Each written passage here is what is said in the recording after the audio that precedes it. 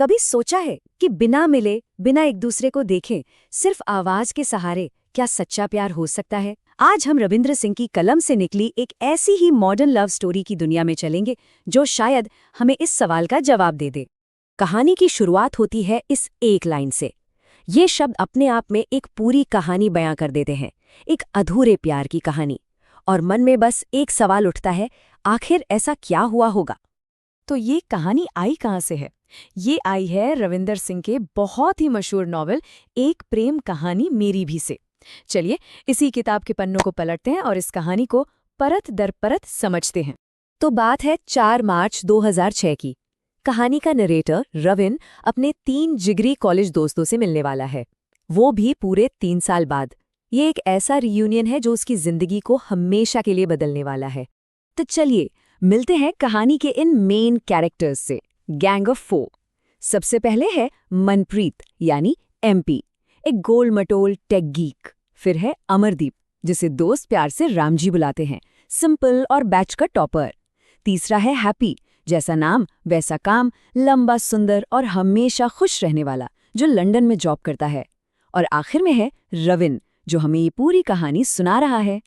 तो सोचिए, कोलकाता में इनका ये रियूनियन, मतलब हंसी मजाक, पुरानी यादें, कॉलेज के दिनों की शरारतें, एक तूफान सा आ जाता है। और यही गहरी दोस्ती इस पूरी कहानी की नींव है। लेकिन उसी रात जब ये चारों दोस्त हुगली नदी के शांत किनारे पर बैठे थे, तो उनकी हल्की फुल्की बातचीत अचानक एक बहुत ही सीरियस मोड़ ले लेती है। एक ऐसा मोड़ जो रविन की जिंदगी को पूरी तरह से बदलने वाला था। माहौल में तैर रही हंसी को अमरदीप का एक सवाल एकदम से रोक देता है। वो पूछता है, जिंदगी का अगला माइलस्टोन क्या है? मतलब पढ़ाई हो गई, नौकरी लग गई, विदेश भी घूम आए, पर अब आगे क्या? ये एक सवाल सबको भविष्य के बारे में सोचने पर मजबूर कर देता है। और फिर बात और गहरी हो जाती है। लव मैरिज या अरेंज्ड मैरिज? उन्हें एहसास होता है कि अलग अलग शहरों में काम करते हुए पार्टनर ढूंढना इतना आसान भी नहीं है। लव मैरिज के चांस तो कम है और घर वालों की पसंद से कोई शादी करना नहीं चाहता।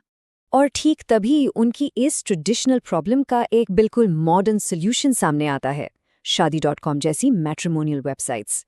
ये आइडिया एक छोटे से बीज की तरह रविन के दिमाग में बो दिया जाता है, जो बाद में एक पूरी कहानी का पेड़ बनने वाला था। खैर, कुछ हफ्ते बीत जाते हैं। एक दिन ऑफिस में काम करते हुए रविन की नज़र शादी.com के एक ऐड पर पड़ती है। दोस्तों के साथ हुई वो बात उसे याद आ जाती है और इस बार उसकी क्यूरियोसिटी उसे उस ऐड पर क्लिक करवा ही देती है। ऑनलाइन मैट्रिमोनी की दुनिया में रविन का पहला कदम बड़ा ही मज़ेदार था। प्रोफाइल बनाना, सैकड़ों मैच देखना और फिर ये रियलाइज करना कि भाई बात करने के लिए तो पैसे लगेंगे। तो आखिर में वो मुफ्त वाला इंटरेस्ट्स भेजकर बस अच्छी खबर की उम्मीद करने लगता है। हफ्तों तक कुछ खास नहीं होता। रविन लगभग हार मान चुका होता है कि तभी उसके फोन की स्क्रीन पर एक मैसेज पॉप होता है। एक ऐसा मैसेज जो उसकी पूरी दुनिया को बदलने वाला था। 20 जुलाई 2006। रविन उस एसएमएस वाले नंबर पर कॉल करता है और पहली बार सुनता है खुशी नाम की एक लड़की की खूबसूरत और कॉन्फिडेंट आवाज। एक फॉर्मल हेलो से जो बात शुरू हुई थी, वो पता ही नहीं चला कब घंटों की बातचीत में बदल गई। और बात करते करते उन्हें एहसास होता है कि उनके बीच कुछ तो बहुत ही कमाल का कनेक्शन है, जो सिर्फ एक इत्तेफाक तो नहीं हो सकता। अब जरा इन कमाल के इत्तेफाकों पर नजर डालिए।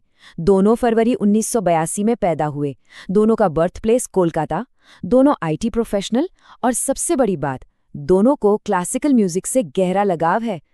ये महज एक संयोग से कहीं ज्यादा लग रहा था, है ना? और फिर खुशी बताती है कि सैकड़ों प्रोफाइल्स में से उसने रविन को ही क्यों चुना। वजह थी तबला। रविन का क्लासिकल म्यूजिक के लिए प्यार ही वो एक छोटी सी डिटेल थी जिसने उसे बाकी सबसे अलग बना दिया। एक छोटी सी बात जिसके नतीजे बहुत बड़े होने वाले थे। और इस तरह एक रिश्ता पनपना शुरू होता है। एक ऐसा रिश्ता जो पूरी तरह से देर रात की फ़ोन कॉल्स, टेक्स्ट मैसेजेस और एक दूसरे के साथ शेयर की गई भावनाओं पर बना था, वो भी बिना कभी मिले। और देखिए उनका रिश्ता कितनी तेज़ी से आगे बढ़ता है। पहले हफ्ते में एक वादा, तीसरे हफ्ते में फैमिली को बताना और चौथे हफ्ते तक उनकी पहली बड़ी लड़ाई भी हो जाती है। मतलब सब कुछ बस कुछ ही हफ्तों के अंदर हो रहा था। लेकिन हर प्रेम कहानी की तरह यहाँ भी एक मोड़ आता है। अपने फ्यूचर के बारे में बात करते करते रविन मजाक में एक ऐसी बात कह देता है जो उसे बहुत भारी पड़ती है। उसे अंदाजा भी नहीं था कि उसके ये हल्के फुल्के शब्द खुशी के दिल पे कितनी गहरी चोट करेंगे। खुशी का बस इतना सा कहना, शोना, और उसके बाद फोन पर छाई खामोशी। रविन को उसी पल एहसास हो गया कि उसने बहुत बड़ी गलती कर दी है। और इस लड़ाई का नतीजा क्या हुआ? रविन को एक बहुत गहरा सबक मिला। उसे पहली बार सच में ये एहसास हुआ कि एक लड़की शादी के लिए अपना घर, अपनी पूरी दुनिया, सब कुछ पीछे छोड़ देती है। और ये एहसास उसे खुशी के और भी करीब ले आया। सुलह के बाद खुशी एक नियम बनाती है।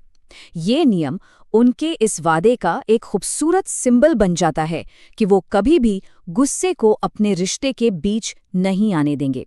ये उनके अटूट बंधन का प्रतीक बन जाता है। और यहीं पर ये कहानी हमें एक बहुत बड़े सवाल के साथ छोड़ जाती है कि आज के इस डिजिटल ज़माने में जब हम स्क्रीन के ज़रिए एक दूसरे से जुड़ते हैं तो प्यार की असली नींव क्या है? क्या सिर्फ एक आवाज़ और कुछ वादों पर जिंदगी भर का रिश्ता बनाया जा सकता है? ये एक ऐसा सवाल है जो सोचने पर मजबूर करता है।